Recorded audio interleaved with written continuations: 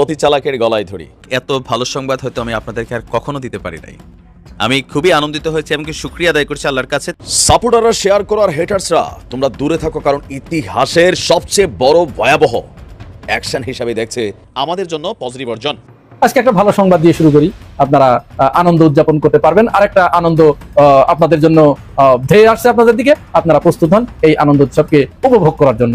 নানান জল্পনা কল্পনার অবসান ঘটিয়ে ডক্টর ইউনূসের 14 মাসের চেষ্টা আসলে সফল। বিরাট পরাজয়ের দিকে ওয়াকারুজ্জামানের অবস্থা হচ্ছে তৈলাক্ত বাঁশের মতো। ওয়াকার পরাজয়ে বরণ করছে, সেটা হবে ওয়াকারের আরেক পরাজয়। সেই পরাজয়ের দিকে যাচ্ছেন। সন্ধ্যায় পশ্চিমবঙ্গের হাকিমপুর সীমান্তে অবৈধভাবে ভারতে প্রবেশের সময় মেজর জেনারেল কবিরকে আটক করেছে ভারতীয় সীমান্তরক্ষী বাহিনী বিএসএফ সূত্রে জানা গেছে, নিয়মিত টহলের সময় ওই কর্মকর্তাকে সন্দেহজনকভাবে সীমান্ত অতিক্রম করতে দেখে আটক করা হয়। ইজ এ গেম চেঞ্জার, যেখানে খেলা আসলে এই জায়গাতেই হয়তো গেমটা শেষ হয়ে যাচ্ছে, কেননা এটা অলমোস্ট নিশ্চিত। ইতালি, চীন, পাকিস্তান, তুরস্ক থেকে যুদ্ধ বিমান কিনছে বাংলাদেশ। ইতালি থেকে ইউরোফাইটার টাইফুন, চীন থেকে জে-10সি এবং পাকিস্তান থেকে JF-17 যুদ্ধ বিমান কিনা হবে। পাশাপাশি তুরস্ক থেকে তৈরি 129 অ্যাটাক হেলিকপ্টার যোগ করা হবে। আপনারা এই 54 বছরও কি এই মামলাটা সমাধান করতে পারলেন না? এমন কি বড় মামলা যে এই মামলার কোনো সমাধান নাই, এই মামলার কোনো শেষ নাই?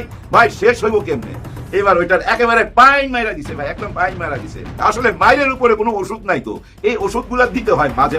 ডক্টর ইউনূস কি জিনিস বাঙালি জাতি চিনল না। সেনাবাহিনী এবং সেনা প্রধানের প্রতি বিদ্বেষ কারো কারো কি কারণে আজ পর্যন্ত আমি এটা খুঁজে পাইনি। উনি করে দিল তো, তাই না? এরপর উনি যাচ্ছিল মাননীয় বিচারপতির কাছে, মাননীয় রাষ্ট্রপতি চুপ্পু সাহেবের কাছে, এবং আমাদের ডক্টর ইউনূস স্যারের সাথে বসতেছিল। উনি ভিতরে অনেকের সাথেই বসতেছিল। কেন বসতেছিল সেটা আমরা তখন না বুঝলো, এখন তো বুঝতে পারতেছি। সবচেয়ে গুরুত্বপূর্ণ হয়ে উঠেছে সেনাবাহিনীর জন্য এখন এই প্রশ্নের উত্তর, যে বিচারটা সামরিক আইনে সেনা হেফাজতে, সেনা সদর দপ্তরের ভেতরে হবে, নাকি সত্যি সেনা হেফাজতে নেওয়া এই 15 জন সেনা কর্মকর্তাকে পুলিশের হাতে তুলে দিতে হবে সেনাবাহিনীকে। আমি আপনাদেরকে ভাই বহুবার সময় দিয়েছি, বহুবার বলেছি যে এসব কথাবার্তা বলবো না, বলতে চাই না। আপনারা আপনাদের কাজ করেন নাই। আপনারা যদি মনে করেন যে বিডিআর লোকজনের সব ফাঁসি দিয়ে দিবেন, ফাঁসি দিয়ে যান, আপনাদের যা মনে চায় করেন। বুলডোজার ঝড় তো দেখছেন, তাই না? এবার আরেকটা অদৃশ্য ঝড় আসছে। এটা একটা ঘূর্ণিঝড়ের মতন ইফেক্ট করবে। ইউনূস সরকারের যে প্রশাসন আছে আস্তে আস্তে প্রত্যেককে সাইজ করা শুরু করছে, বিশেষ করে আওয়ামী লীগ সরকারের আমলে যারা অতি গুরুত্বপূর্ণ পদগুলোকে হোল্ড করেছিলেন। ভারতীয় গণমাধ্যম এনআইটিভিতে একটি সংবাদ এসেছে যে ভারত থেকে সেনাবাহিনীর একটি ঊর্ধ্বতন কর্মকর্তা গ্রুপ আসছে ঢাকায়। 16 অক্টোবর থেকে 18 অক্টোবর তারা ঢাকায় থাকবেন এবং বাংলাদেশ সেনাবাহিনী, নৌবাহিনী, বিমান বাহিনীর বিভিন্ন কমিটি, বিভিন্ন গ্রুপের সাথে বৈঠক। আসসালামু আলাইকুম প্রিয় দর্শক শ্রোতা, নতুন একটা ভিডিওতে জানাচ্ছি সুস্বাগতম। ডক্টর মোহাম্মদ ইউনূসকে ছাড়া বাংলাদেশের মানুষ একেবারেই অচল। ডক্টর মোহাম্মদ ইউনূস যেন শেষ ভরসা বাংলাদেশের মানুষের জন্য। আর এই 5টি বছর ক্ষমতায় দেখতে যাচ্ছে ডক্টর মোহাম্মদ ইউনূসকে বাংলাদেশের 18 কোটি জনতা।